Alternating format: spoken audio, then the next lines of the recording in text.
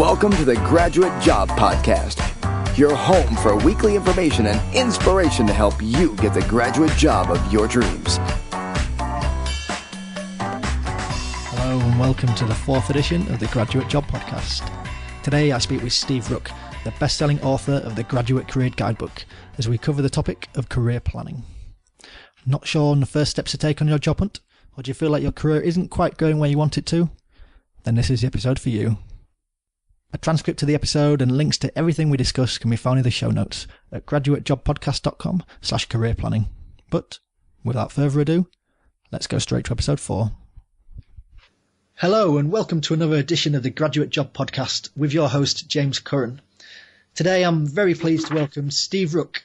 Steve is the best-selling author of the Graduate Career Guidebook, and when he's not writing, he's been a student-focused career advisor for over 12 years and has also run his own successful recruitment company. Steve, welcome to the Graduate Job Podcast. Thank you, James. Good to be here. So I've given the listeners a potted history. Would you like to give us more detail about what you're doing now and how you came to be a best-selling author? Oh, gosh. I'll start from the beginning. I graduated with a third-class degree, and I was lucky to get that because I was busy living life, and I am autistic, and I found it very difficult at university. I applied for 100 jobs, got 50 rejections, and 50 didn't even bother getting back to me. So I drifted around the world for many, many years. Asia, I emigrated to Australia, lived out there for many years, America. And it was only in my 30s a light went on in my head, and I realized, hey, if I want a career, I need to take control of things, not just sit back and look for jobs. I need to take control of where I want to go. And it was really like emancipating for me because it really changed my life. I suddenly realized instead of just looking for a job, I've got to take control of developing myself. And I did that, and I got into teaching, and then I set up my own business recruiting people. Then I became a careers advisor. Now I'm writing. And it all flowed from that point where I realized that if I want to go somewhere, I can make it happen. I just have to be strategic about making it happen. And because of those desperate times I had and the lost times I had, I've been very powered by wanting to help people who are in that situation. I think there are a lot of people who are sitting at home going, help, where do I start? What on earth can I do? And that's why I wrote the book. I really, really want people to not have to go through those times I did and to be able to share those secrets. And that's where I am today. Today I've written that book. I'm now writing another book on work experience, placements and that sort of thing. And I'm editing a whole series of books on careers for Palgrave Macmillan. Plus I'm touring universities and, putting my finger in as many pies as I can, really. Excellent. And as you mentioned, focus on career planning and helping people at their initial stages of the career is the area that we're going to focus on today. As we talked about before, there's a lot of people who are very uncertain now they've graduated from university about the first steps to take on their career path and how they can go forward.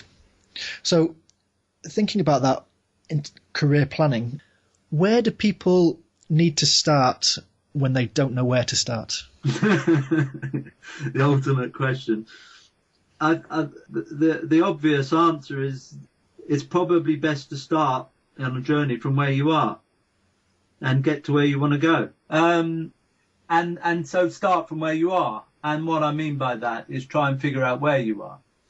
And then think about where you want to be. So you've got A to B. And try to get past that feeling, God, how am I going to get there? Try to break that process up into steps. And it can be as many steps as you want. So even if you're living on a friend's couch and you haven't got a clue what you want to do with your life, and you'd want to be an astronaut, why not? There are astronauts. There's probably hundreds of them by now. Why shouldn't you try and be one? But you've got to figure out what's the first step. Obviously, you can't pick up the phone and ring up NASA and ask for a job. You've got to try and take it back and figure out the first step. And that can be as small as you want. So it doesn't have to. It could be get out off the couch and go and read about being an astronaut. Whatever it is, the first stage doesn't have to be big. It just has to be that first little step.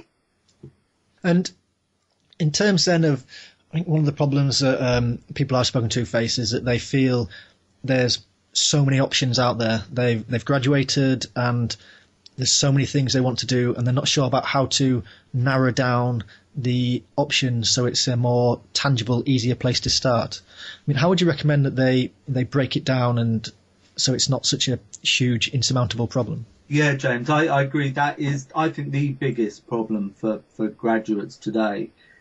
Well, on one hand, it's a problem having all those options. On the other hand, people will start to realise, as I have, that is actually an opportunity. And that's just not some American speak that I'm giving you there. That's the way it is. In other words, if you're Jose Mourinho and you've got 50 players that you could desperately want to play in your team and you've got to only pick 11, that's a problem. But it's quite a good thing compared to Southend United, who can get 2 men and a boy to play in defence. So, however, that doesn't cure the problem. The problem is that graduate recruitment has changed radically over the last 20 years, but people's sensibilities and people's parents' understanding hasn't changed at all. People still think you do a degree in biochemistry and you become a biochemist. You do an economics degree, you become an economist. That is just not true. 70% of people end up in careers not related to their degrees. So, as you say, you have this world of opportunity. Probably almost every career there is, with almost every degree you can get into. And that's like, what the hell? Where do I start? Well, where you start is two sort of faceted. One is you've got to figure out yourself. And on the other hand, you've got to figure out what's out there. And it depends on yourself where you start. But in terms of figuring out what's out there, which is probably what you're alluding to in the question, is I think people assume they're meant to know everything that's out there. You know, for some reason, people say to them, what do you want to do now that you've left university? What do you want to do when you grow up?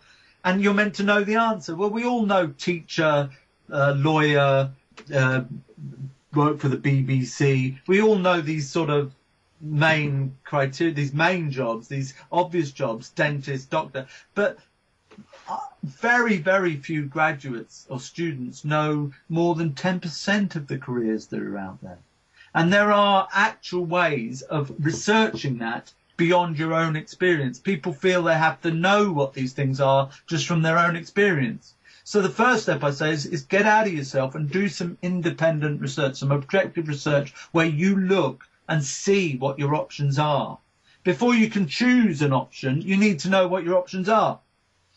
So do you want me to go into some various ways of looking into those options? Or no, if there's some practical examples you think to be useful. Well, one place I started, there's a website called prospects.ac.uk. On that website has various information about graduate careers. I would suggest you look at that and look at any career you've ever thought of, even in your as a child, and pick that career and look at it. So let's say as a child I wanted to be a football player, for example. So I'll look up football player. They may not have football player, they'll have something like sportsman or something. And look that up, and then there's a great button on their website that says related jobs. So I would look up sportsman and then see that actually I'm a bit fat and old to do that, so maybe I need to do something else. And I look at related jobs, and it will come up with a list of jobs that are related to that. So there might be sports coach, there might be administrator for a sports organisation. It might have a PE teacher. It might have hundreds of things. I don't know what it's got. But then look at any of those that are interesting, and then click the related jobs button, etc., etc. And I find that a great way to go round the list of 1,000 jobs in a way that's intuitive to what you enjoy. And then I would just write down any that come to mind. That's probably a place I'd start. I think that's as good a place as any. But what I would do is I would say, right, I've got till the end of this week, I've got to the end of this month, whatever date you put, I would not go to the next stage. I wouldn't start thinking, well, how do I get into that? What can I do when I get into that? No, this stage is just see what's out there. Come up with a list of 30 odd jobs that look interesting.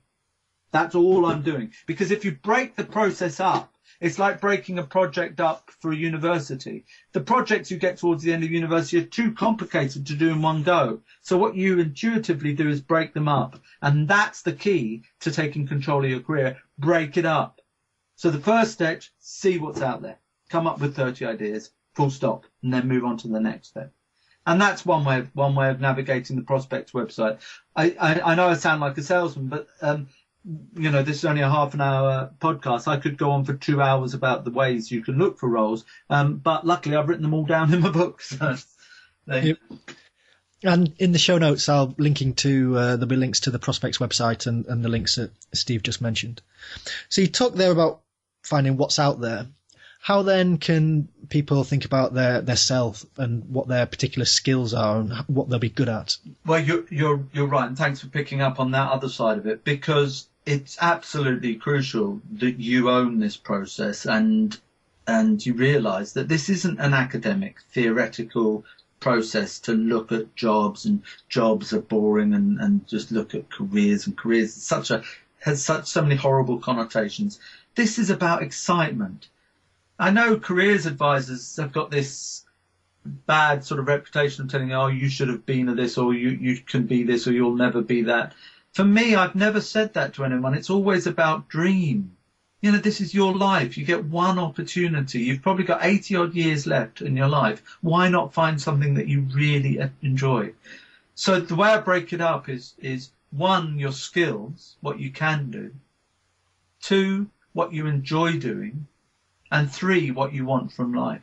And I would come up with a list of 10 things for each of those headings. Obviously, when you're just in university or coming out of university, you don't know those things very deeply. But this is a really valuable experience to force yourself to say what the answer to those things are. And again, don't link them to careers. Don't link them to the 30 occupations that you've figured out. Don't link them to anything at all. Just by the end of this week, I will have 10 skills that I'm really good at, 10 things I enjoy, and 10 things I want from life. And it's key you get things from every area.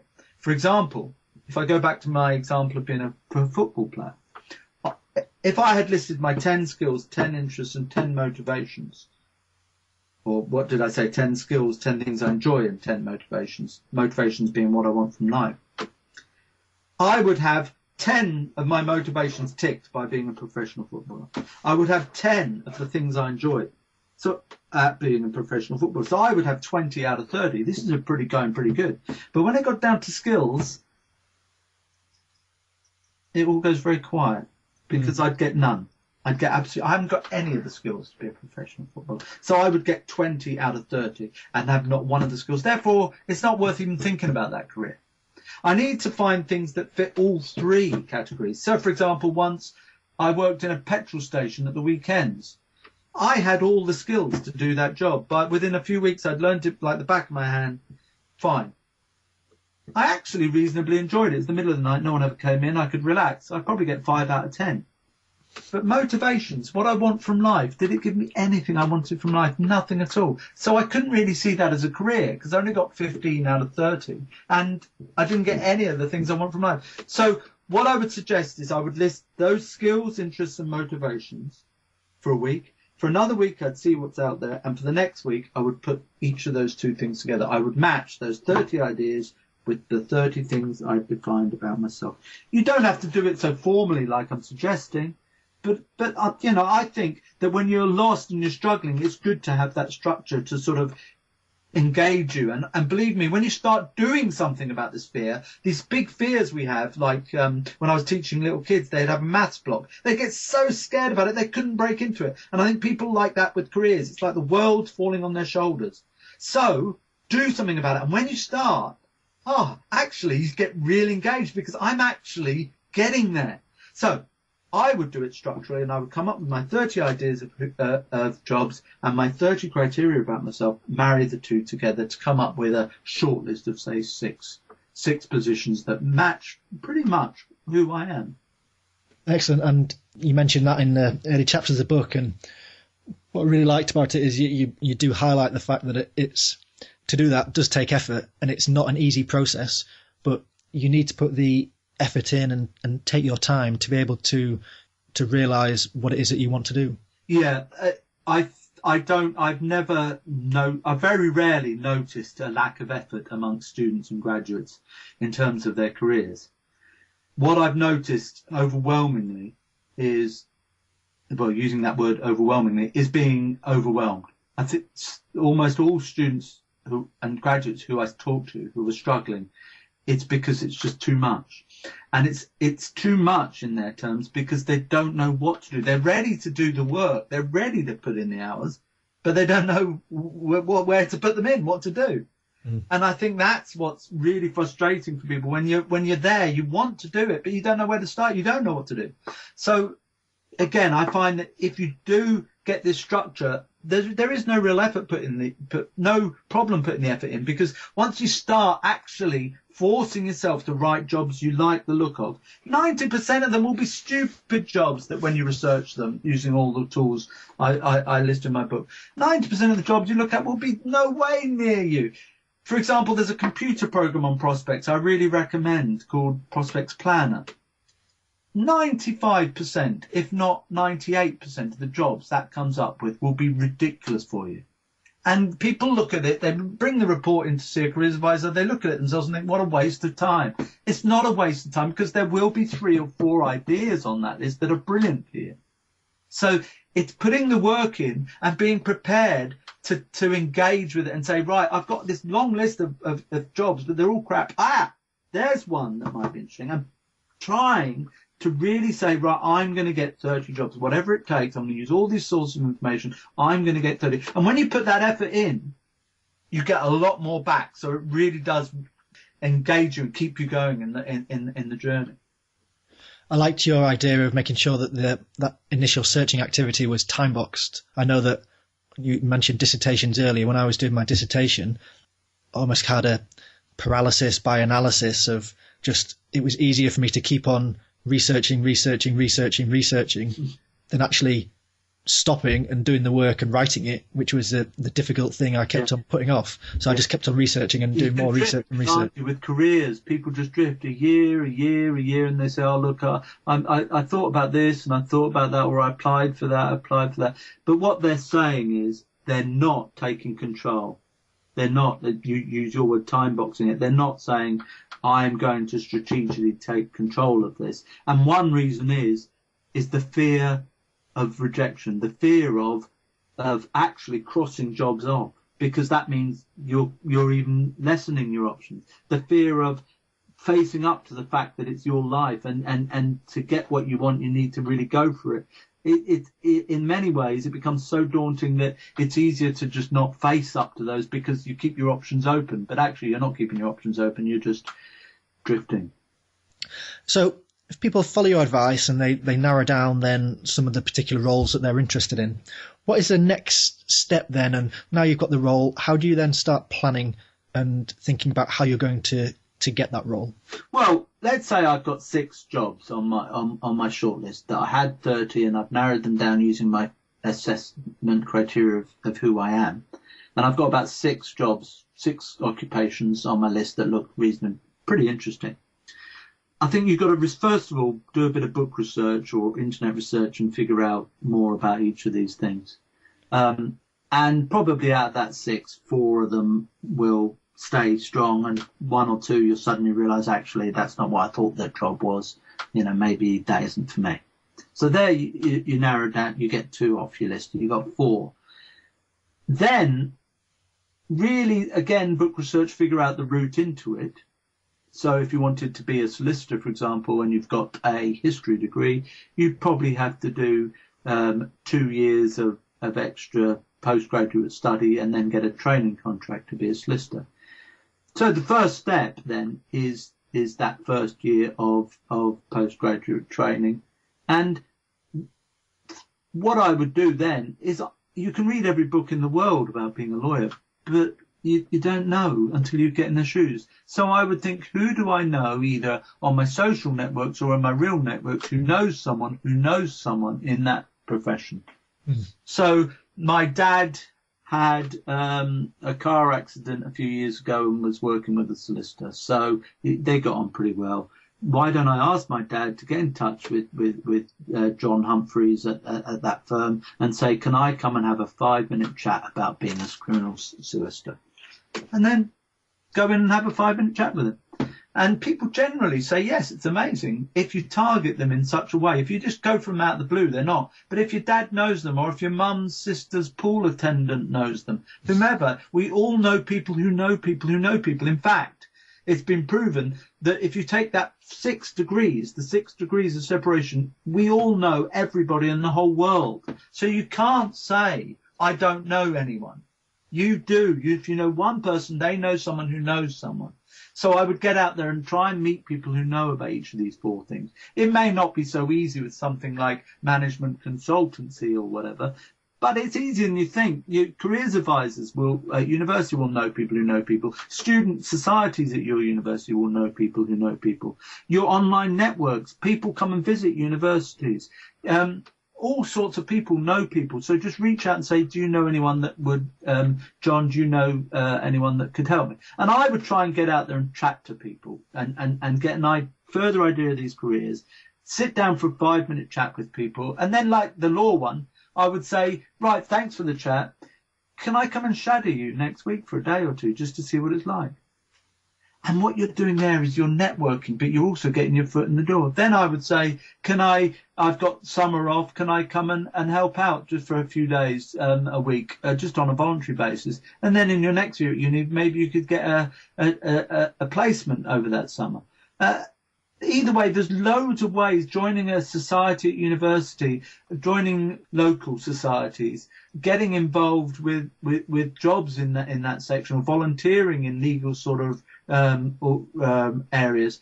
There are loads of ways of getting your foot in the door and then trying to get some work experience and then building up your experience so that when you apply for that postgraduate training contract, you've already got things on your CV.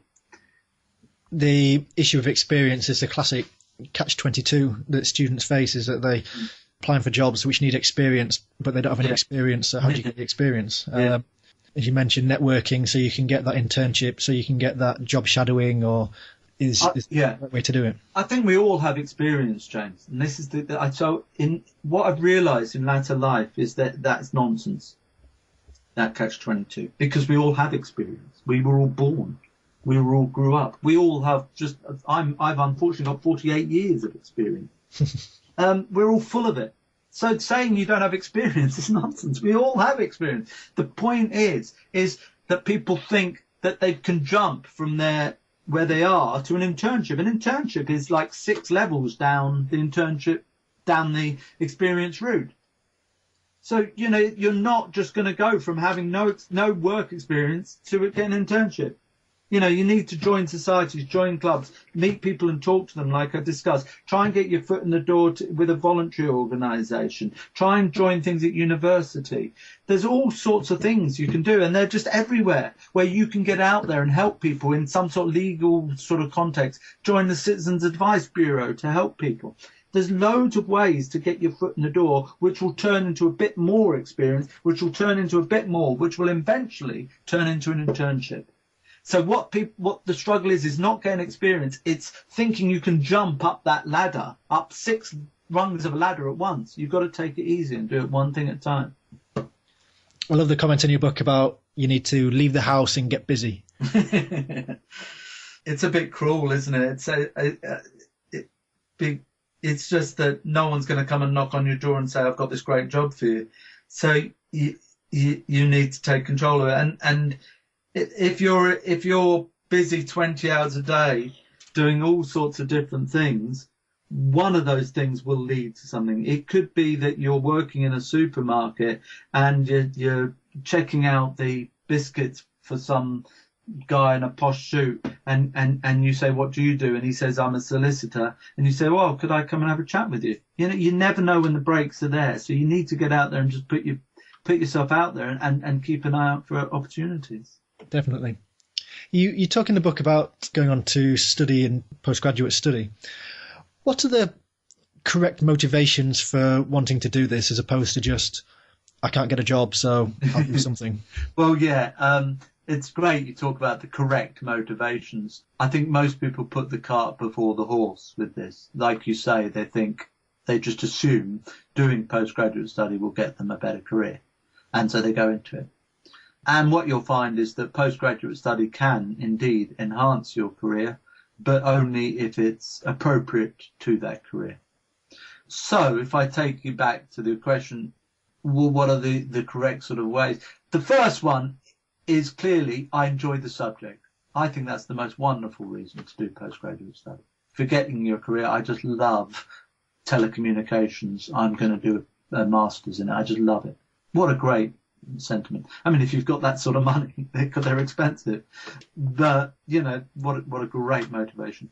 Another great motivation is that you have worked out that you want to be a telecommunications engineer, and you've spoken to people and you've done your research and worked out that absolutely crucial in that route to becoming a telecommunications engineer is a master's. And that the master's at Birmingham University, for example, is the one to take. Then that's a great motivation to do that master's, because you know from day one where you're going with that master's, and probably half of what you gain by doing a master's is the contacts you make. So from day one you can meet the right people and get involved. And rather than just pick a master's out of the hat and think that will lead me on. So you're doing it, assuming it will help you. For example, in publishing, you might think that you do a master's in creative writing, which will get you into a job in a publisher's. Well, it might do, but the chances are it won't. So you'll get to the end, you'll spend all that money and realise, damn, it didn't help me anyway. There's many other things I could have done that would be more effective, or there was some other course I could have done that would be even more effective. So yeah, put the horse before the cart. In other words, figure out your route, figure out where the ideas where you want to go into a career, and then figure out your route. And if postgraduate study fits into that route, all well and good.